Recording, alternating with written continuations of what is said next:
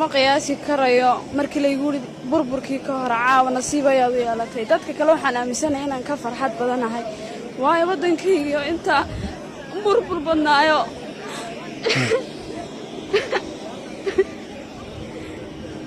aad baan runaantii ugu faraxsanahay wadankayga waana jecelahay inaan markasta ka soo baxo waxaan ku noolahay Hargaysa laakiin